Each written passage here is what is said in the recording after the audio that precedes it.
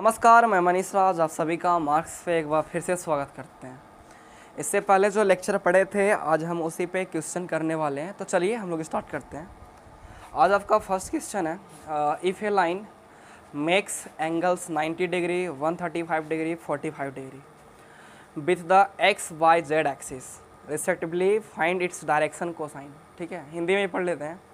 यदि एक रेखा x Y और जेड अक्ष के साथ क्रमशः 90 डिग्री 135 डिग्री 45 डिग्री के कोण बनाती है तो इसकी दिक कोसाइन ज्ञात कीजिए। ठीक है, यहाँ पे क्वेश्चन में अल्फ़ा बीटा और गामा का वैल्यू दे रखा है। अल्फ़ा का वैल्यू है आपका 90 डिग्री, ठीक है। बीटा का वैल्यू है आपका 135 डिग्री और गामा का वैल्यू है आपका 45 डिग्री, ठीक है।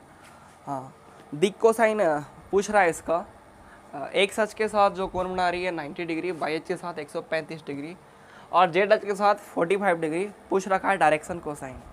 डायरेक्शन कोसाइन मतलब डीसी है ना, मतलब कॉस अल्फ़ा है ना। कॉस अल्फ़ा तो बताओ कॉस अल्फ़ा का वैल्यू कितना है। अल्फ़ा का वैल्यू आपका 90 है तो कॉस 90। कॉस 90 का वैल्यू कितना हो जाएगा आपका 0 हो जाएगा। अगला चलेंगे कॉस बीटा। तो कॉस बीटा का वैल्यू आप बताओ। बीटा का वैल्यू 135। कॉस 135 का वैल्यू कितना होता है -1/√2। ये आपका आंसर हो गया। गामा दे रखा है 45। तो अगर हम नेक्स्ट निकालें तो कॉस गामा यानी कॉस हो जाएगा 45, इसका वैल्यू हो जाएगा आपका 1/√2। यही है आपका डायरेक्शन कोसाइन।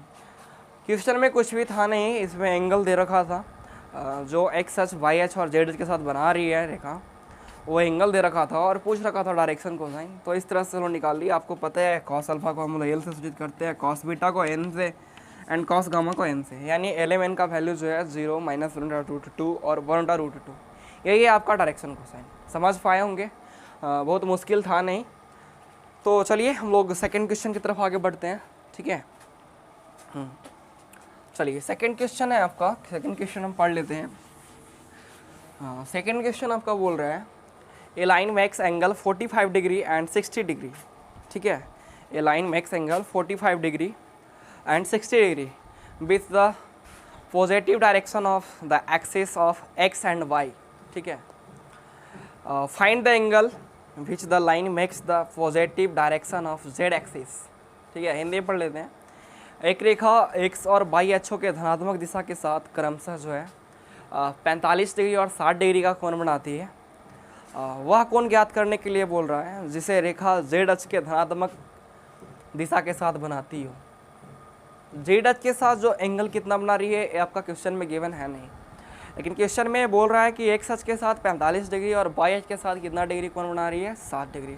मतलब अल्फ़ा और बीटा का वैल्यू पता है। सेकेंड क्वेश्चन में आपका अल्फ़ा का वैल्यू है 45 डिग्री, बीटा का वैल्यू है आपका 60 डिग्री, गामा मेरे को नहीं पता है, एक कोण नहीं पता है मेरे को। ठीक है, तो यही पूछ रहा है कि जेड अक्ष के साथ मतलब सॉरी गामा का वैल्यू पता मतलब जेड अक्ष के साथ कितना एंगल बनाती है ना। एक बात हम जानते हैं, एक चीज़ हम लोग कॉस स्क्वायर अल्फ़ा जो होता है प्लस कॉस स्क्वायर बीटा जो होता है प्लस कॉस स्क्वायर गामा जो होता है उसका वैल्यू जो है किसके बराबर होता है 1 के बराबर। कॉस स्क्वायर अल्फ़ा करने का मतलब एल का स्क्वायर, कॉस स्क्वायर बीटा करने का मतलब एम का स्क्वायर, कॉस स्क्वायर गामा करने का मतलब एन का स्क्वायर, यानी डायरेक्शन कोसाइन। डायरेक्शन कोसाइन का स्क्वायर करोगे उसका सम करोगे तो उसका वैल्यू किसके बराबर आता है 1 के बराबर। हमने cos square alpha cos square beta cos square gamma इसीलिए लिया क्योंकि अल्फ़ा बीटा और गामा का वैल्यू हमको पता है। अल्फ़ा का वैल्यू आपका 45 तो हो जाएगा आपका कॉस स्क्वायर कितना 45 डिग्री हो जाएगा, प्लस कॉस स्क्वायर बीटा मतलब कॉस स्क्वायर कितना डिग्री हो जाएगा 60 डिग्री हो जाएगा, कॉस स्क्वायर गामा गामा का वैल्यू मेरे को पता नहीं है इक्वल टू कितना हो जाएगा आपका 1। अगर हम नेक्स्ट फाइंड की बात करें तो देखिएगा कॉस स्क्वायर 45 का वैल्यू 1/√2 तो 1/√2 का स्क्वायर हो जाएगा 1/2। कॉस 60 का वैल्यू 1/2 है कि नहीं है, तो कॉस स्क्वायर 60 तो हो जाएगा आपका 1/4 और प्लस कॉस स्क्वायर गामा और इक्वल टू कितना दोस्त 1। अगर ये दोनों को आप जोड़ दोगे एलसीएम बनेगा 4, ऊपर हो जाएगा 3, ऐड कर लोगे तो cos square gamma equal to कितना 1, पूरा पार्ट प्लस में उस तरफ जाएगा माइनस में, यानी हो जाएगा आपका 1 - 3/4। सब्ट्रैक्ट करोगे आपका आ जाएगा यहाँ पे 1/4, स्क्वायर उस तरफ जाएगा ना तो रूट बनाएगा और इस तरह से आपको मिलेगा प्लस माइनस 1/√2, है कि नहीं है। हम अब पूछना चाहते हैं कि कॉस गामा में अगर कॉस यहाँ पे गामा है तो कॉस में किसका वैल्यू 1/√2 होता है। तो अगर प्लस 1/√2 के बात करो तो प्लस 1/√2 जो होता है आपका 45 का होता है ना। और अगर माइनस 1/√2 के बात करो तो ये जो वैल्यू होता है आपका 135 का होता है। तो यहाँ से आपका गामा का वैल्यू आ गया 40 डिग्री, 45 रख लो या 135 डिग्री रख लो, ये आपका गामा का वैल्यू है ना, क्योंकि कॉस में 45 का वैल्यू भी 1/√2 होता है और 135 का भी, और आगे और भी वैल्यू मिल सकता है आपको, इसमें कोई तकलीफ है नहीं। ठीक है, तो यहाँ से समझ पाए आप लोग। अल्फ़ा फिर से सुन लीजिए, अल्फ़ा बीटा गामा का वैल्यू पता था हमको, सॉरी अल्फ़ा बीटा का वैल्यू पता था, गामा का पूछ रखा था, मतलब जेड एच के साथ कितना एंगल बनाता है एक क्वेश्चन में पूछ रखा था। ठीक है, तो यहाँ से हम लोग निकाल पाए, क्योंकि हम जानते हैं डायरेक्शन कोसाइन का स्क्वायर का सम जो होता है वो 1 के बराबर होता है, मतलब जोड़ जो होता है 1 के बराबर होता है। हमने वैल्यू रख लिया, गामा का वैल्यू आ गया। कुछ मुश्किल था नहीं, समझाना इसमें है नहीं कुछ, बस फॉर्मूला का यूज करो, आपको पूरा चीज़ दिखने वाला है। ठीक है, चलिए नेक्स्ट क्वेश्चन की बात करते हैं, क्वेश्चन नंबर 3 के। ठीक है, चलिए इसको मिटा दें, समझ पाए होंगे। आज जो हम क्वेश्चन कर रहे हैं, पिछला लेक्चर में जो हम लोग पढ़े थे, जो हमने 3D के सेकेंड लेक्चर में पढ़ाया था, उसी पे हम लोग क्वेश्चन करने वाले हैं। क्वेश्चन हम उसी वीडियो में भी कर सकते थे, लेकिन लंबा वीडियो बन जा रहा था, तो हम सोचे कि चलो 2 पार्ट में इसको बना देते।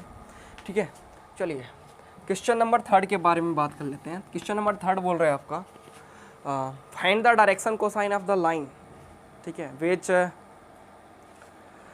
Makes equal angles with the coordinate axis. ठीक है, हिंदी पढ़ लेते हैं। एक रेखा का दिक् कोसाइन ज्ञात कीजिए जो निर्देशांकों के साथ समान कोण बनाती है, जो निर्देशांकों के साथ क्या बनाती है, समान कोण बनाती है। देखिए बहुत आसान सा क्वेश्चन है। ए आपका हो गया आपका जेड एक्सिस, ए हो गया वाई एक्सिस, ए हो गया आपका एक्स एक्सिस, एक्स हो गया, वाई हो गया और जेड एक्स हो गया। एक लाइन है वो तीनों के साथ इक्वल कोण बनाती है, मतलब अगर सपोज जिसके साथ अल्फ़ा बना रही है इसके साथ भी अल्फ़ा बनाएगी और इसके साथ भी कितना बनाएगी, अल्फ़ा बनाएगी। मेरे को एक बात पता है, जब कोई रेखा एक्स अक्ष के साथ अगर अल्फ़ा कोण बनाती है, वाई के साथ बीटा कोण बनाती है धनात्मक दिशाओं के साथ, और जेड के साथ गामा कोण बनाती है, तो cos alpha, cos beta, cos gamma उसका डायरेक्शन कोसाइन कहलाता है। पर यहाँ पे अगर एक्स अक्ष के साथ भी अल्फ़ा कोण बना रही है, वाई के साथ भी अल्फ़ा कोण बना रही है और जेड के साथ भी अल्फ़ा कोण बना रही है, तो यहाँ पे अगर हम इसका डीसी की बात करें, दिक् कोसाइन की बात करें, डायरेक्शन कोसाइन की बात करें, तो यहाँ पे हो जाएगा cos alpha and cos alpha. ठीक है, तो यहाँ पे हम लिख सकते हैं डीसी जो है कॉस अल्फ़ा हो जाएगा, कॉस अल्फ़ा हो जाएगा एंड कॉस अल्फ़ा हो जाएगा, मतलब एल का वैल्यू भी कॉस अल्फ़ा, एम का वैल्यू भी कॉस अल्फ़ा और एन का वैल्यू भी कॉस अल्फ़ा। मेरे को एक बात पता है, इसका रिलेशन है ना, l square plus m square plus n square का वैल्यू जो होता है कितना होता है 1। एल मतलब कॉस स्क्वायर अल्फ़ा, एम मतलब cos square alpha, m square मतलब, एन स्क्वायर मतलब कॉस स्क्वायर अल्फ़ा, मतलब टोटल हो जाएगा 3 कॉस स्क्वायर अल्फ़ा, है ना, इक्वल टू कितना 1। कॉस स्क्वायर अल्फ़ा है उस तरफ जाएगा तो 1/3 हो जाएगा। अगर उसको इस तरफ भेजना चाहते हो तो हो जाएगा प्लस माइनस 1/√3, है ना। इधर कॉस है उस तरफ भेज दो तो कॉस इन्वर्स हो जाएगा आपका, प्लस माइनस क्या हो जाएगा 1/√3। यही है आपका अल्फ़ा का वैल्यू। ठीक है, समझ पाए होंगे, कुछ मुश्किल था नहीं। बोल रहा था कि एक रेखा है जो तीनों कोऑर्डिनेट के साथ इक्वल कोण बनाती है, मतलब अगर x के साथ भी जो कोण बनाती है वो y के साथ, वही z के साथ, तो पूछ रखा था उस कोण का वैल्यू ज्ञात करो, उस कोण को ज्ञात करो, यानी एल एम एन का वैल्यू जो है इक्वल है, हम जानते हैं l square plus m square plus n square equal to 1। Value को रख दिया, अल्फ़ा का वैल्यू मेरे को मिल गया। बहुत मुश्किल नहीं था, आसान सा क्वेश्चन था, आप देख सकते हैं इसको। अगर सीख पाए तो हम चलो क्वेश्चन को आगे बढ़ाते हैं। हम लोग क्वेश्चन नंबर 4 की बात कर लेते हैं। क्वेश्चन नंबर 4 क्या बोल रहा है उसको देखते हैं हम।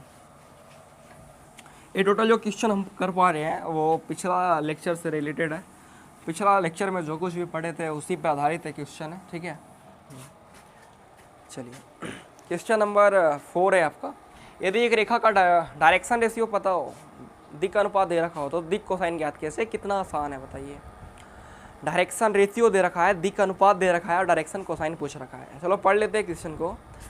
If a line has the direction ratio -18, 12 and -4, then what are its direction cosine. यदि एक रेखा का दिक् अनुपात -18, 12 -4 है, तो इसका दिक कोसाइन क्या है, इसका दिक कोज़या क्या है, ठीक है।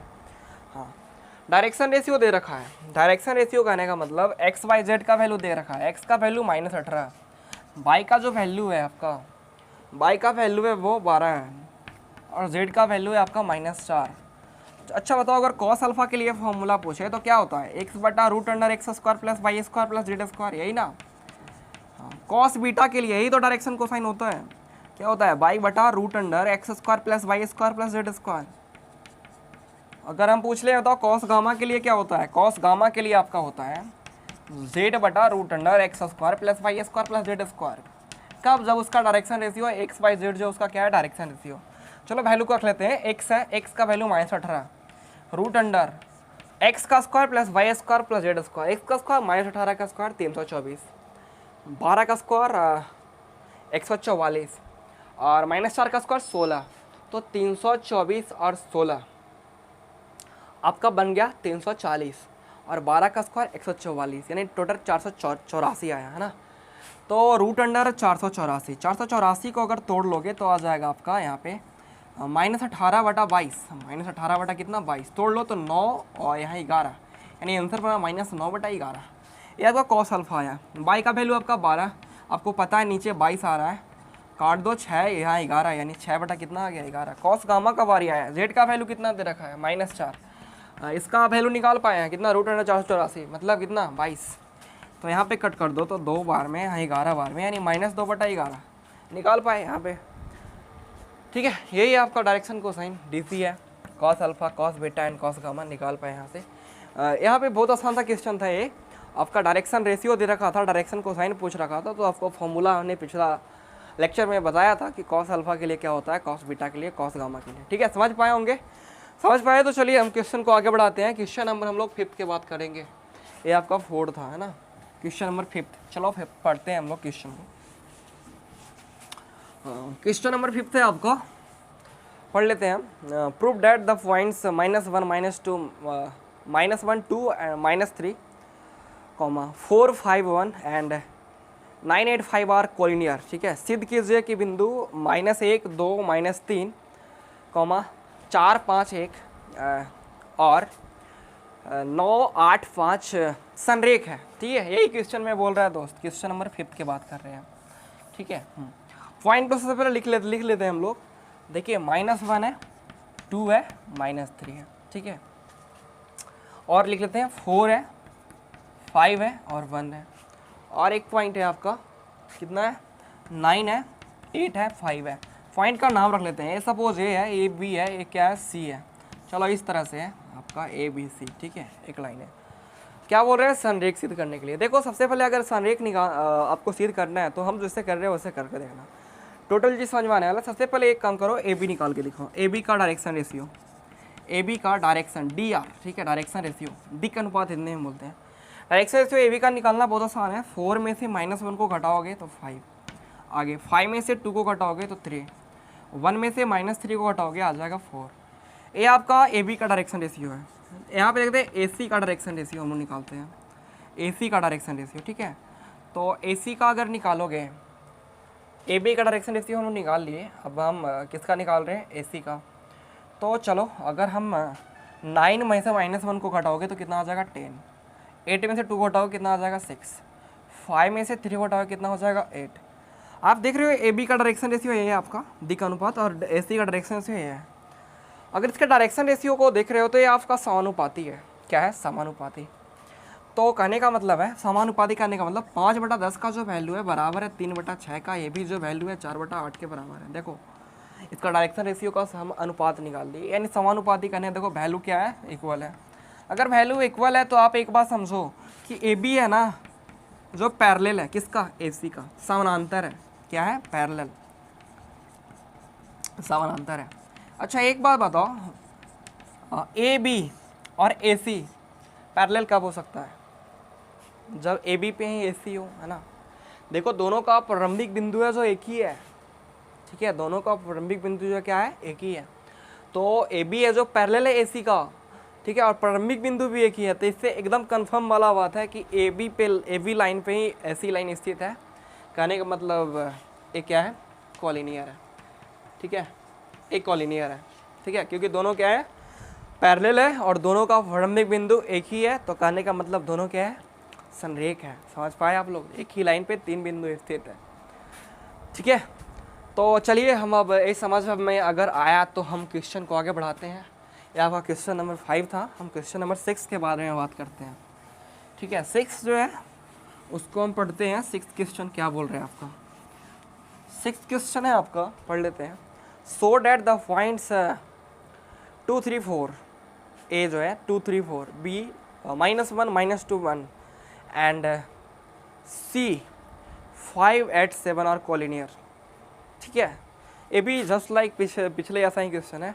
दर्शाइए कि जो बिंदु ए है 2 3 4, बी जो है -1 -2 1 और 5 8 7 जो है संरेख है, यही आपको दर्शाने के लिए बोल रहा है क्वेश्चन में।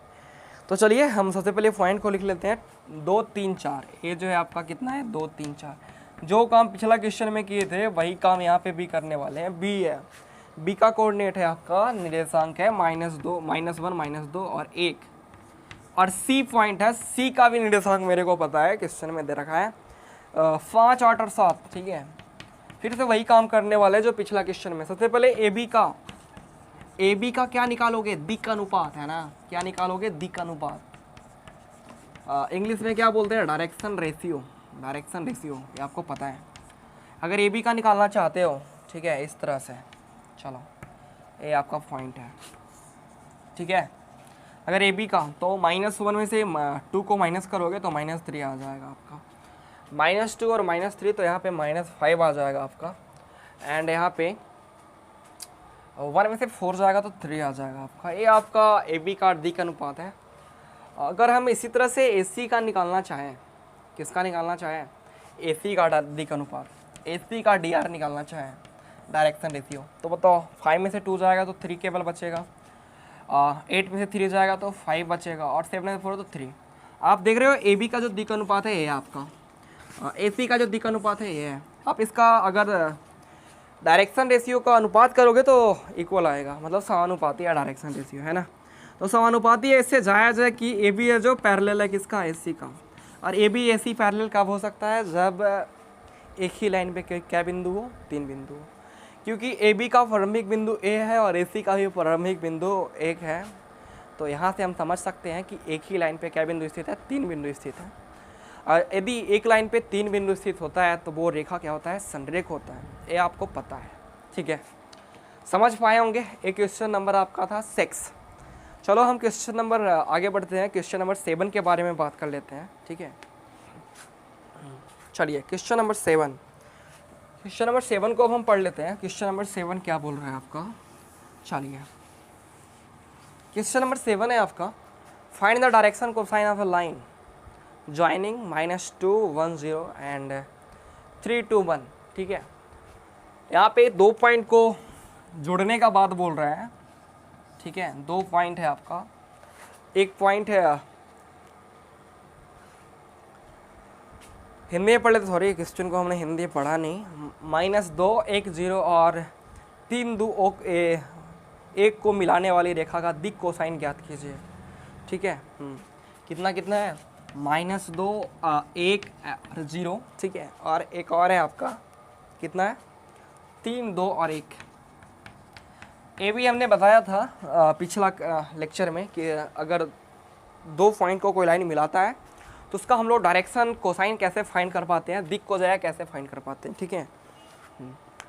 चलिए सबसे पहले तो हम देखेंगे कि यहाँ पे अगर इस पॉइंट का नाम लेते हैं ए और बी, हम जानते हैं कि जब 2 लाइन को मिलाता है तो कॉस अल्फा के लिए फॉर्मूला होता है आपका x2 - x1, ठीक है, और बटा और रूट अंडर क्या होता है, x2 - x1 का होल स्क्वायर। पहले भी कर सकते हो, लेकिन हमने जैसा बताया उसी तरह से कर लेते हैं, प्लस z2 - z1 का होल स्क्वायर, ठीक है। और भी तरीका है, हमने वेक्टर में से बताया था आपको।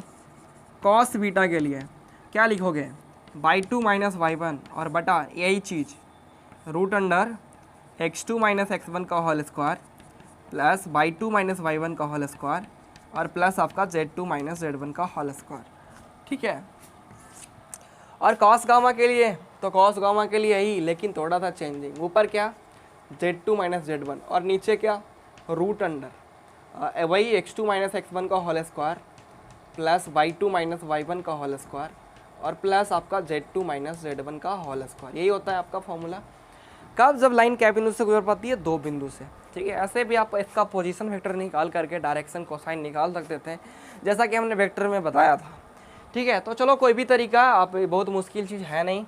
ठीक है, हाँ हम लोग कर लेते हैं। x2 माइनस x1 की बात करो तो x2 माइनस x1 मतलब 3 माइनस माइनस 2 मतलब 5 हो जाएगा, और बटा नीचे x2 माइनस x1 का होल स्क्वायर। बताओ x2 माइनस x1 तो अभी आप किए तो कितना आ गया 5, बाई 2 माइनस 2 में से गया कितना 1, Z2 माइनस Z1 मतलब कितना 1 में से 0 गया था 1, यानी यही आपका आया कितना, किसका वैल्यू है ये आपका x2 माइनस x1 का, एक इसका है बाई 2 माइनस y1 का, एक इसका है Z2 माइनस Z1 का, है ना। चलो ये जो वैल्यू है किसका है x2 माइनस x1 का, ये जो वैल्यू है किसका है बाई 2 माइनस y1 का, है ना। ये जो वैल्यू है किसका है Z2 माइनस Z1 का। अब हम लोग आसानी से कर पाएंगे। यह 5 के स्क्वायर 25 बना, 1 का स्क्वायर 1 बना, 25 से 26 1 27 मतलब रूट अंडर 27, और 27 को हम लोग लिख सकते हैं कैसे बताओ, 27 को हम लिख सकते हैं 9 रूट अंडर 9 × 9 का वर्गमूल पता है मेरे को 3, यानी 5/3 रूट 3। इसको परमेकरण भी कर सकते हो, आप लिख सकते हो परमेकरण करके भी, कोई दिक्कत है नहीं। अगर यहाँ पे हम y2 माइनस y1 की बात करें तो y2 माइनस y1 का वैल्यू जो है कितना है देखो तो 1 है ना, तो 1 बटा हो जाएगा आपका 3 रूट 3, और वहाँ पे Z2 माइनस Z1 का वैल्यू भी 1 है, 1/3 रूट 3। ये आपका डायरेक्शन कोसाइन आ गया जब कब, जब एक रेखा कैपिन बिंदु से गुजरती है, दो बिंदु से गुजरती है, तब उसका ये डायरेक्शन कोसाइन आ गया। समझ में आया होगा, कुछ मुश्किल है नहीं, केवल फार्मूला का यूज़ करना था। हमने बताया जैसा कि ये जो है x1 y1 एंड z1 है, x1 y1 एंड z1 इसको हमने बोला, और इसको बोल सकते हैं, बोले हैं हमने x2 y2 और z2। इस तरह से वैल्यू केवल पुट कर दिए, आपका आंसर आ गया। बहुत आसान सा क्वेश्चन था ये भी आपका। ठीक है, आगे आने वाला लेक्चर में और भी हम लोग क्वेश्चन कर पा रहे होंगे। ठीक है, चलिए नेक्स्ट क्वेश्चन के बात कर लेते हैं, आखिरी आज का क्वेश्चन नंबर 8। ठीक है, आज का आखिरी क्वेश्चन है क्वेश्चन नंबर 8। क्वेश्चन नंबर 8 है आपका, find the direction cosine of the line joining -1 and 2 3 4। ठीक है, हाँ किसको किसको ज्वाइन करवा रहा है अबर लाइन, -1 एंड 2 3 4 को जोड़ रहा है, इसी को जोड़ रहा है भाई। अभी जैसा कि हमने बताया फॉर्मूला क्या होता है, चलो अगर इसका नाम ए रख लिया, इसका नाम बी रख लिया, ये आपका x1 y1 z1 है। ठीक है, और ये आपका x2 y2 एंड z2 है। हमको चाहिए DC कब, जब लाइन क्या बिंदु से गुजर रही है, दो बिंदु से। फॉर्मूला कॉस अल्फा के लिए क्या होता है आप जानते हो, x2 माइनस x1 जैसा कि हमने बताया था, और बटा root under x2 minus x1 का whole square plus y2 minus y1 का होल स्क्वायर और प्लस Z2 माइनस Z1 का होल स्क्वायर। यही होता है ना। चलिए कॉस बीटा, ये भी आपको पता है, कॉस बीटा के लिए फॉर्मूला क्या होता है बताइए, ये होता है बाई बटा रूट अंडर वही x2 माइनस x1 का होल स्क्वायर। दोबारा से लिख पा रहे हैं कि आपको याद हो जाए, बाई 2 माइनस y1 का whole square plus Z2 minus Z1 का होल स्क्वायर। ठीक है, कॉस गामा के लिए क्या होता है, सॉरी बाई 2 माइनस y1 यार ना, Z2 माइनस Z1 क्योंकि दो पॉइंट से गुजर रही है, root under x2 minus x1 का होल स्क्वायर प्लस वही बाई 2 माइनस y1 का whole square plus Z2 minus Z1 का होल स्क्वायर। वैल्यू को केवल पुट करना है। चलो सबसे पहले हम बात करेंगे x2 माइनस x1 का वैल्यू कितना आता है। ठीक है, तो x2 माइनस x1 का बताओ, 2 में से -1 को घटाओगे यानी 3 आ जाएगा। बाई 2 माइनस y1 की बात करते हैं, बाई 2 माइनस y1 का वैल्यू हो जाएगा 3 में से अगर -1 को घटाओगे 4 आ जाएगा। Z2 माइनस Z1 को बात करें अगर Z2 माइनस Z1 का, तो 4 में से वो -1 घटाओगे 5 आ जाएगा, यानी आ गया 3 4 एंड 5। ऊपर तो 3 जिंदाबाद कर रहा है, नीचे का बात कर लेते हैं, रूट वाला 3 का स्क्वायर 9, 4 का स्क्वायर 16, 9 25 और 5 का स्क्वायर 25, तो 50 हो गया मिला जुला करके नहीं हो गया 50 को लिख सकते हैं 3y 5 रूट 2, ए हो गया आपका बाई 2 माइनस y1। चलो बाई 2 माइनस y1 का वैल्यू कितना है आपका, है 4, है ना, 4 है आपका वैल्यू, और बटा नीचे का वैल्यू आप लाए हैं 5 रूट 2, ये आपका आंसर हो गया। यहाँ पे Z2 माइनस Z1 का वैल्यू है आपका 5, और बटा नीचे 5 रूट 2, 5 से 5 कैंसिल आउट कर सकते हो, यानी यहाँ पे आ गया 1/√2। यहाँ से हम लोग cos alpha cos beta cos gamma निकाल पाए। क्वेश्चन क्या था कि जब लाइन क्या पॉइंट को जोड़ती है, 2 पॉइंट को जोड़ती है, तो उसका क्या निकालना है, डायरेक्शन कोसाइन निकालना है। तो कैसे निकाल पाते हैं, ठीक है। आगे आने वाला दिनों में हम 10th के वीडियो के लिए सोच रहे हैं। जो भी आपका भाई हो, अपना कोई परिवार हो, कोई दोस्त हो, उसको बताइए। और ठीक है, क्या बोलो बोलो बोलो, नहीं बोलना। ओह साला साली पढ़ता नहीं ना, नहीं हो सकता है, पढ़ सकता है, उससे थोड़ा ना। हाँ तो आप जो भी आपका दोस्त है, भाई है, उसको बताइएगा। आगे आने वाले समय में 10th का ही वीडियो आने वाला है, 10th 9th के लिए भी सोच रहे हैं, हाई स्कूल लेवल के लिए भी, ठीक है। तो आज के लिए बस इतना ही, धन्यवाद।